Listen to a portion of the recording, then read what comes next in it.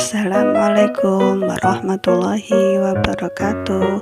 Halo anak-anak, apa kabar? Saatnya kita belajar bersama kembali. Semangat belajar ditambah lagi ya. Saat ini kita belajar tema 1, subtema 3, lingkungan dan manfaatnya pembelajaran 3. Adapun tujuan pembelajaran yang pertama, dengan kegiatan membaca, siswa dapat menentukan ide pokok setiap paragraf dalam bacaan secara percaya diri. Yang kedua, dengan menulis, siswa dapat mengembangkan ide pokok menjadi sebuah paragraf secara tanggung jawab. Sebelumnya, kita sudah belajar tentang ide pokok. Nah, kali ini kita akan belajar kembali tentang ide pokok dalam teks. Sebuah teks terdiri atas beberapa paragraf. Setiap paragraf memiliki ide pokok yang berbeda. Ide pokok merupakan inti atau dasar permasalahan dalam suatu teks. Dengan mengetahui ide pokok yang terkandung dalam sebuah teks, kamu akan lebih mudah mengetahui masalah utama yang disajikan dalam sebuah teks tersebut. Nah, sekarang saatnya kita membaca teks. Bacalah teks berikut dengan seksama. Silakan dibaca ya. Selamat membaca.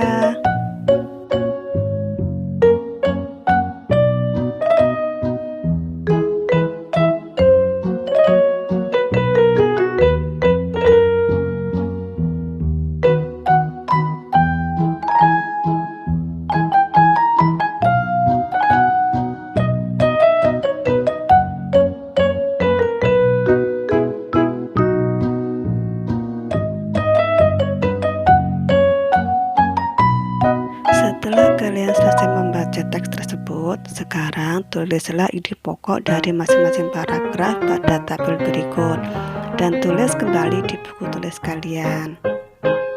Nah, selanjutnya setelah menuliskan ide-ide pokok pada paragraf tersebut, berarti kalian sudah bisa menentukan ide pokok dari sebuah bacaan.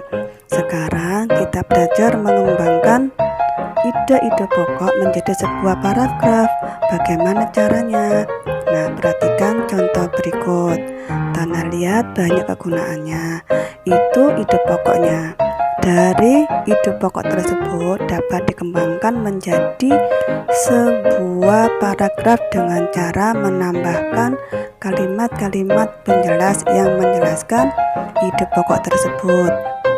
Tanah liat banyak kegunaannya, berarti kita menambahkan kalimat penjelas yang menambahkan tentang kegunaan tanah liat.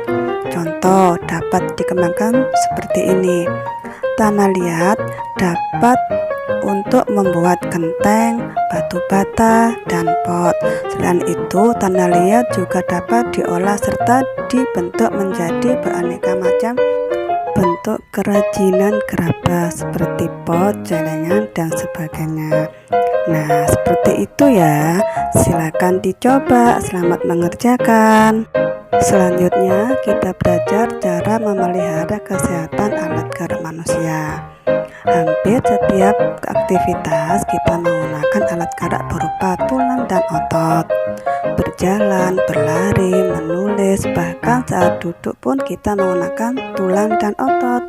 Oleh karena itu, kita perlu menjaga kesehatan tulang dan otot. Jika kita tidak memeliharanya, aktivitas sehari-hari pun akan terganggu. Nah, berikut cara memelihara kesehatan alat gerak. Yang pertama, makan makanan yang bergizi dan seimbang. 2. Posisi tubuh tegak saat berdiri. Ketiga, berolahraga secara teratur. Nah, dari video pembelajaran ini, silakan apabila ada pertanyaan dan penjelasan yang kurang jelas, silakan hubungi Bu Lili ya.